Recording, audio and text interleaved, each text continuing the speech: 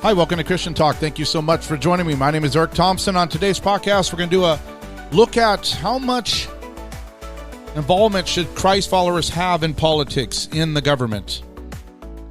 We just had the 47th president sworn into office here in the United States.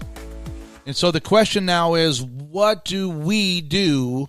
What do people of faith do now that we wanted a president whose agenda and campaign promises were based around really the advancing of principles that Christians would typically support,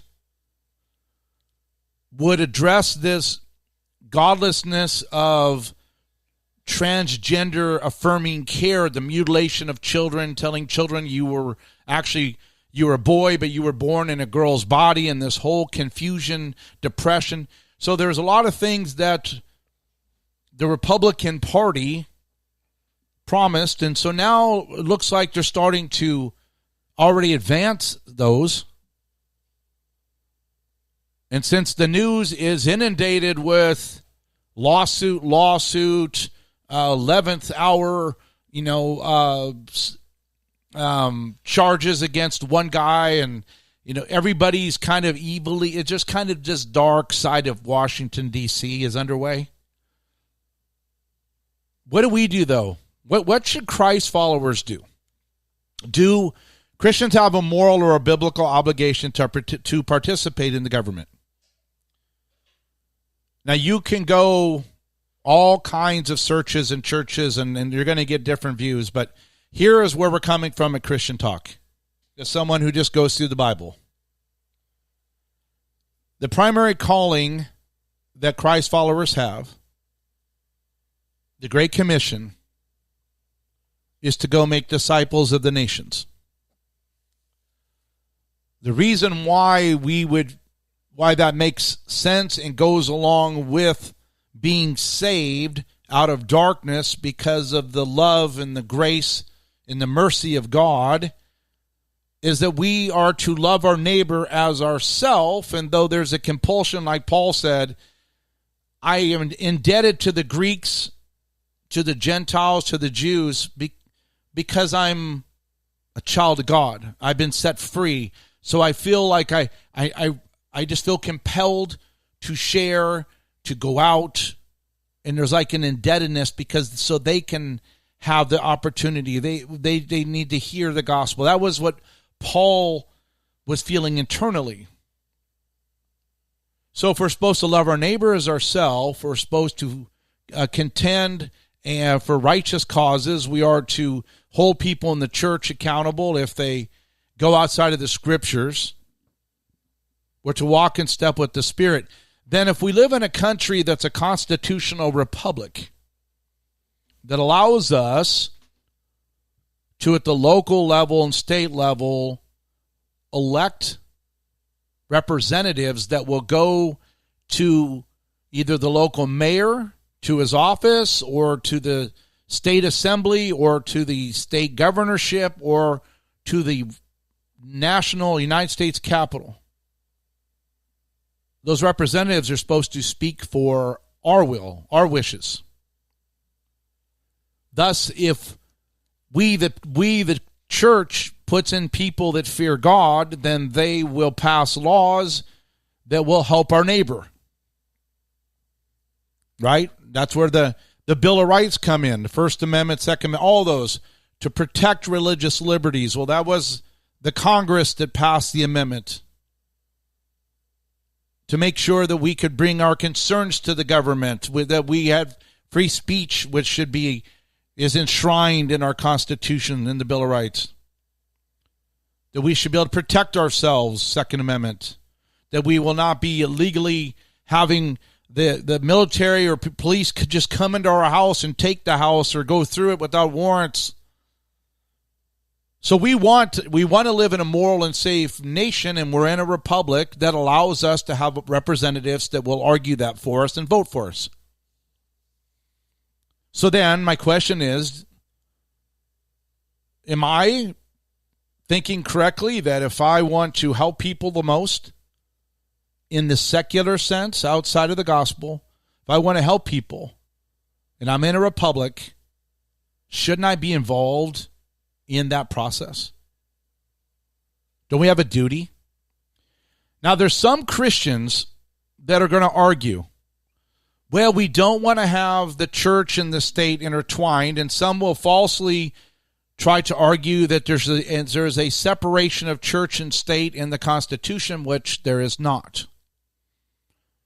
Thomas Jefferson wrote to some Baptists that this other denomination was not going, because even though they appeared to have the ear of most of the politicians, there wasn't going to be a national religion, so they could, keep worshiping. Things are going to be okay. Well, anti-godly historians and leftists have argued, well, no, that should be kind of a principle, a separation of church and state, and that's not what the founders wanted.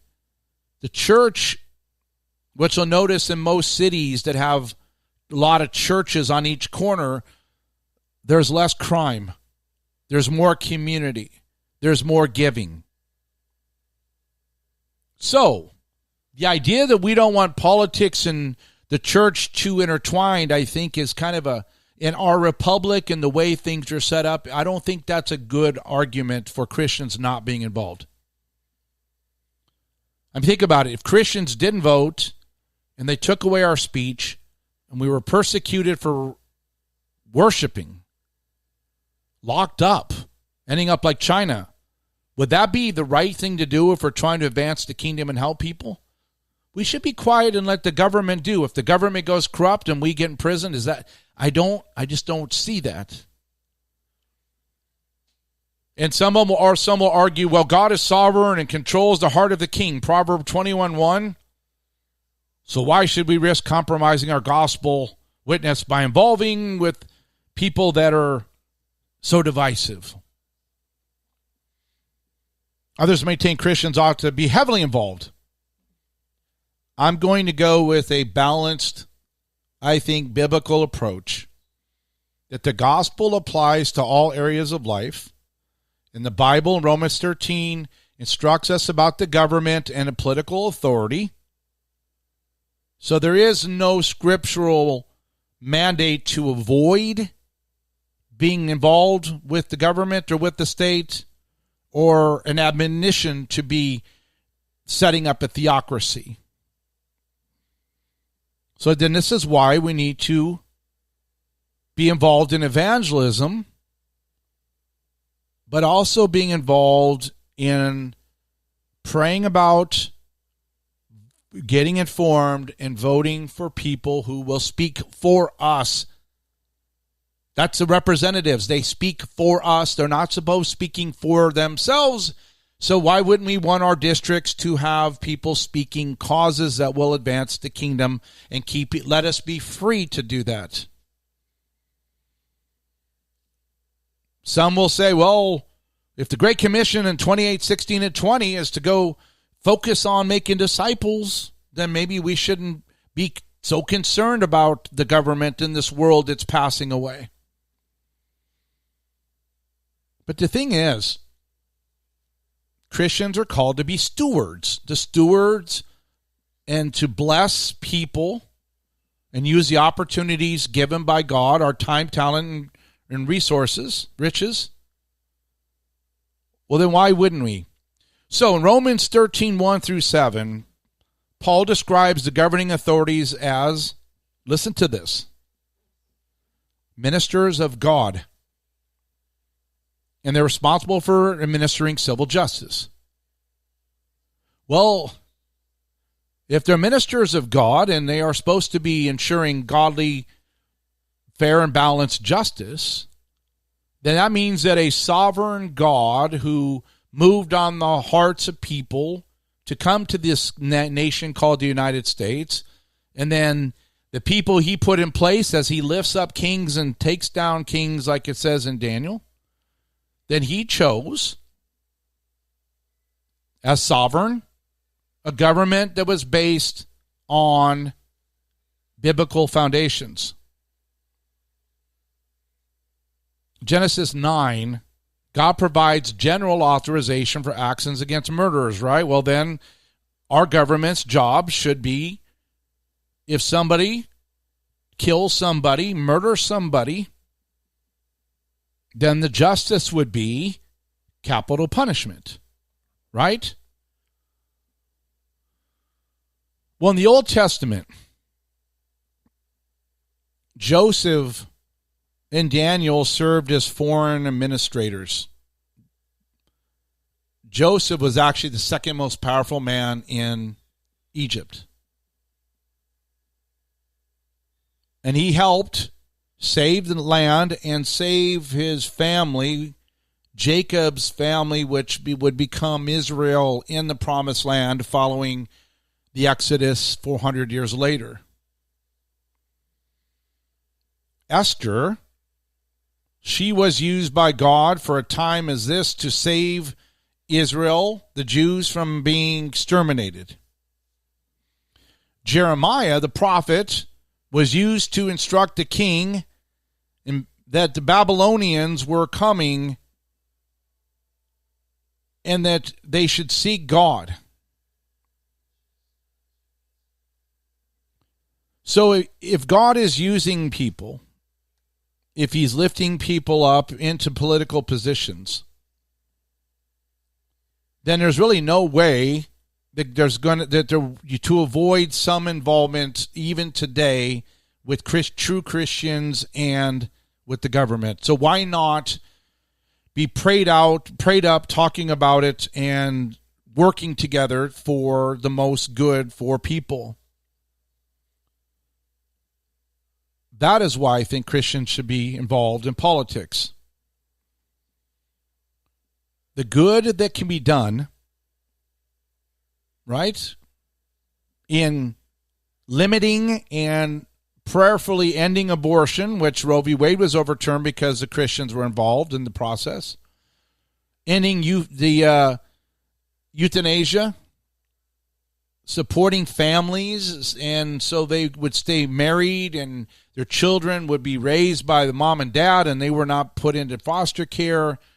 There's a lot of things that we can do. We can help the homeless. We can hold the government accountable because we love our neighbors. So we want to make sure there's resources from the tax revenue to help the neighbors. Even Jesus, when they asked his disciples, is he going to pay the tax, the Roman tax for entering? Well, Jesus didn't say, we have nothing to do with government. He said, go down there, go down. There's going to be the coin for the taxes will be in the fish's mouth. Take it out and go pay our taxes. This is why the more that we are involved prayerfully at the local level, right, then we will do good at the local level, which will then go out to be a national blessing. But even during Jesus' ministry, some people were trying to make him to be the religious leader, but he was defaulting to his purpose for coming. Our purpose here, as we wait for the return of Jesus Christ, is to do good. And the way we can do good on our day-to-day lives through prayer, through fellowship, and reading God's word and attending healthy churches.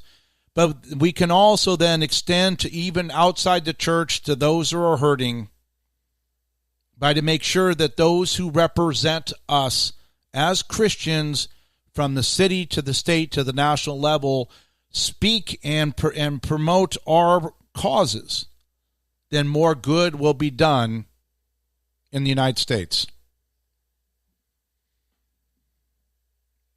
I mean, think about it. What if we just set back? What if the Christians set back? I already mentioned this, but I want to just kind of sit on this a little bit more before we're done. What if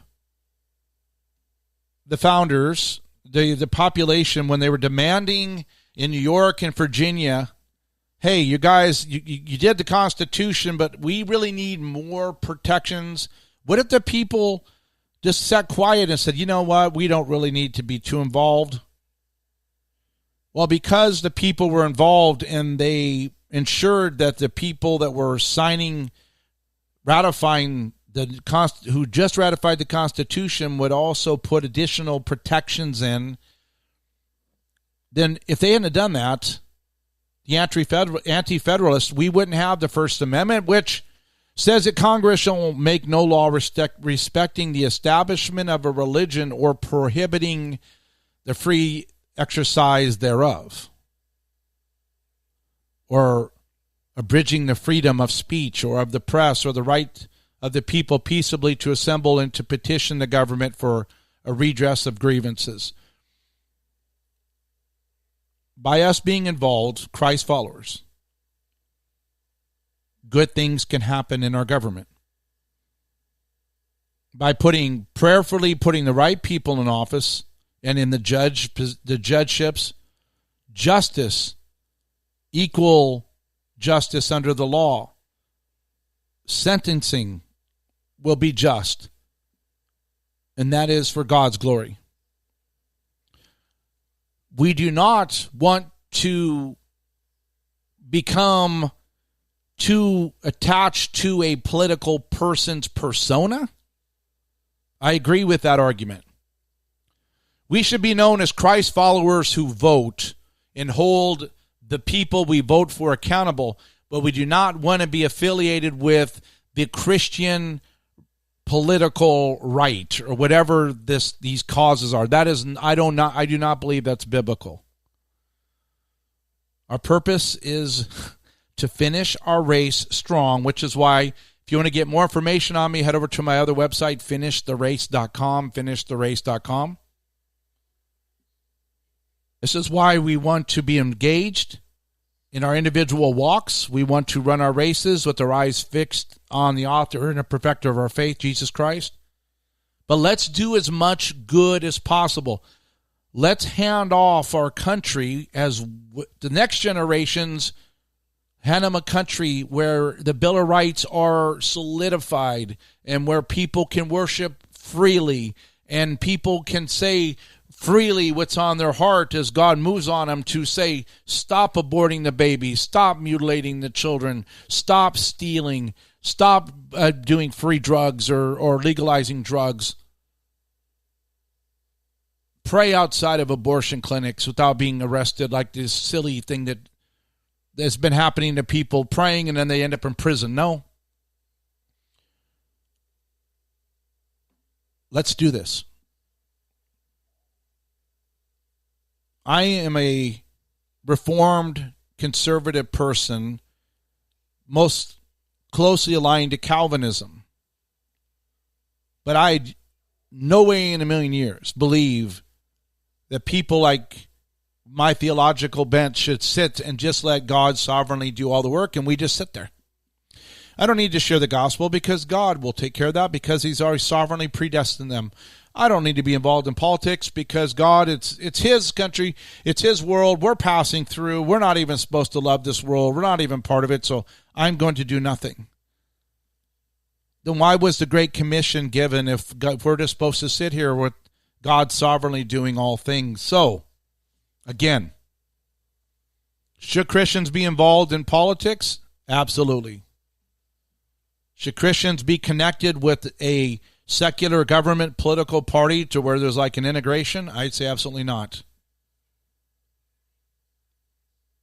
Yes, if we individually and maybe as a church or as a group want to pray and bless and support a politician who's going to speak for us, that's one thing. But not a religious right. Because even a lot of the politicians who claim to be Christians, if you look at their records, they're passing laws and voting for things that are abhorrent to people of faith. But yet they will see you on Sunday or tell you that they go to church. because they're not. Some will even argue, well, you didn't elect a pastor. I'm a politician. But you promised me that you were a Christian and you were going to pursue policies that would be righteous and help people. Yeah, but no, so it's a messy thing. This is why I think we need to be involved, but in a limited way. Our purpose is to love people for God, to love our families, to be involved in the church, to be prepared to share the gospel. And when we do these things, then God will get glory even in our actions involved with the political system. Because, yes, sovereignly, He is lifting up the presidents, taking down the presidents, lifting up the kings, taking down the kings. But just like the gospel goes forth, and we take it in obedience to the Great Commission, we should be involved in advancing God's causes from a biblical point of view for His sovereign will, for His glory, I believe at the local and the political realm also, though not as important as the gospel by any means. God still gets glory when His people are the light and the salt of the world. Thank you so much for going through this podcast with me. Please share with your friends and family. Check out my other website, finishtherace.com. And I do want to let you guys know that a lot of people have been missing church and stuff lately because of the sniffles, because of the flu or other sicknesses. And I found this doctor during COVID who came up with a protocol, Dr. Vladimir Zelenko. You know, you might have heard about ivermectin, hydrochloroquine, and all that. He came up with a kit. He came up with this protocol that thousands of people took and prevented them from needing to be hospitalized during COVID. And because of that, President Trump's team back then contacted Zelenko, and he told him about zinc and the other things that's in his protocol, and President Trump said he took it, and he was able to get healthy when he had it. So Dr. Zelenko has other products. One is called Z-Flu. I say fight the flu with Z-Flu. He has one called Z-Night. Helps you sleep and detox your body while building up your immunity. He's got the Z-Stack, the first protocol product, which supports your body's natural immune system. So I think it's a good thing to stay fully, to try to be have your natural immune system maxed out as much as possible instead of getting sick and then fighting. At that point, it's also good to have the Zelenko standard, the kits, in case China, which unfortunately controls about 90% of our pharmaceuticals, doesn't in the future decide to not supply them if we have another pandemic or something hit. So as we're finishing up the podcast, let me recommend you head over to the website. It's get the letter Z stack, STACK.com. That's for Zelenko. GetZstack.com. Look at the different products he has, including the Z-Flu. So you fight the flu with Z-Flu. And check out the other products for helping you with sleeping, detoxing, or just get the standard Z-Stack, which is what was so effective during COVID-19. And check out our website, finishtherace.com. And lastly, please share this podcast with your friends and family. Invite people to follow the podcast. Give us a 5-star rating on Spotify if you feel led to, and I'll talk to you later. Thanks for listening to Christian Talk. My name's Eric Thompson.